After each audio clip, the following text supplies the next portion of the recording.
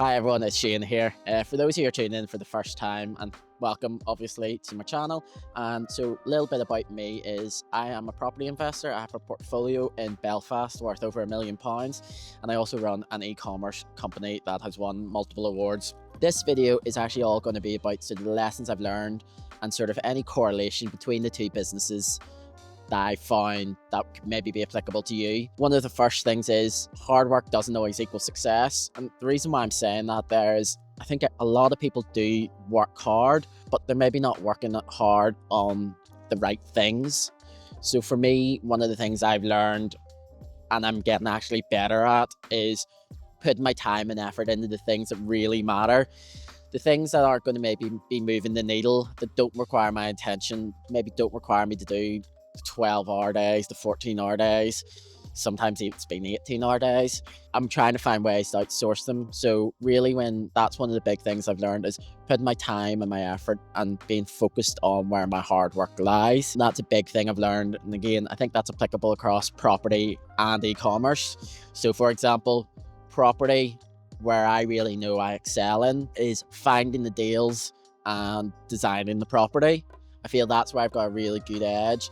Finding the deals, knowing below market value, knowing where the people want to live. Again, I'm at the age of where a lot of my potential tenants would be in and around my age group and my friends and stuff like that. So I have, I believe, an advantage there. So I use stuff like that. When it comes to e-commerce, it's really about focusing on what drives the business, what's the revenue driver. We've got the product sorted now, which is important. So where should I be spending my time? Should it be on the sort of the nitty gritty, boring admin side of stuff? Should it be on making sure I'm delivering the products myself? I don't think so. It should really be on sort of the revenue drivers and looking for future revenue drivers. I think the other point that's really important is how to structure your week. You know, it's really easy when you're working for yourself to get distracted by things that aren't important, and it goes back to my previous point about spending time on what matters. So really, when I'm looking at structuring my week, I'll start off on like a Sunday or Monday morning, try to figure out what are the main needle moving tasks that need to get done, have them down in the list and really have that focused. And that's where I look to sort of actually spend my time. Sometimes you can have a lot done in your week but not actually got it properly done, if that makes sense. You're not actually moving your business forward. So finding out and scheduling your week out into things that actually matter, prioritizing them in the day, and whether you do them the first thing in the morning or however you personally find works for you. For me, it is always getting things done first thing in the morning, and then I know it's done, and then tackling issues that come up throughout the day. You know, everyone has probably about 100 emails a day they need answer, 100 Instagram messages and so on like that, and tackling those issues. But priority issues get sorted at the start of the day, and that's how I look to structure my week and day.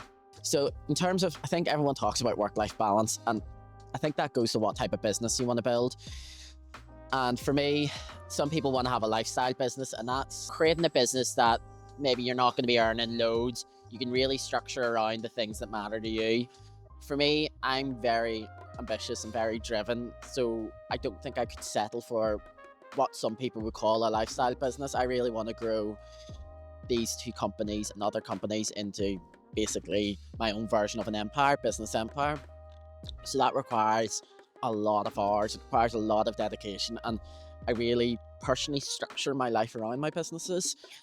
Some people would say that's unhealthy, and listen, it probably would be for them, but for me, it's something that's actually I enjoy. I couldn't imagine doing anything else now. So yeah, that's for me, work-life balance. It's all applicable to the actual person. So that's one of the other big lessons I've learned, is to accept that the stage of life my businesses are in requires so much dedication and so much of my mental bandwidth and sometimes physical bandwidth, where I'm just exhausted a lot of the time. And that's just the stage of life I'm in at with the businesses, and you just have to accept that at times. So the fourth lesson I kind of learned in business so far is about branding. And a lot of people are talking about personal brand, obviously in this video that applies to it, but really what I've learned is that every brand and company you have has to have a personality to it. I've spoken on this in a previous video, but it's something that the more and more I do, is more and more I feel it's important and it's applicable. Whether it's, for example, in the property side of things, that for me, that's a big one, because, you know, when you're looking at it, each house has to stand by itself. You want them to stand out. Property's a crowded business place. There's a lot of houses coming on, and to try to make sure each house has its own personality, each has its own uniqueness. And then we go for the e-commerce. People are buying from it. They want to trust you. They want to buy into what you're actually doing and selling and what the brand is about. So your actual brand has to have a personality. If you're looking at some of the best companies in the world in the e-commerce space, companies, and I've spoken about these companies at length, Gymshark, Tala, Represent, they all have a personality, and that's really something I'm trying to culture within the brand itself and again within the property business too. The fifth and final sort of lesson I've learned in business so far is the importance of celebrating the small victories. And I think that's really important because when you're running your own business, the small victories do matter, and you should be celebrating them because it's a real slog and it's hard. Like, business is really hard. It's harder than I imagined it ever would be. So the importance of actually just taking a moment out, whether it's getting Chinese or Guinness or enjoying that sort of more expensive glass of whiskey on a Friday night, is really important. Like for me tomorrow, I'm picking up keys to a new property, and that's a really big thing. It is a victory. While it's becoming more common, it is these wee small wins that matter and make the work feel like it is worth it. So some way of acknowledging it is important. Haven't quite decided how I'll do that yet, but I'll figure that out. So yeah, that's probably the fifth one, is learning a way to celebrate the small wins and making sure you acknowledge them and don't let them pass by.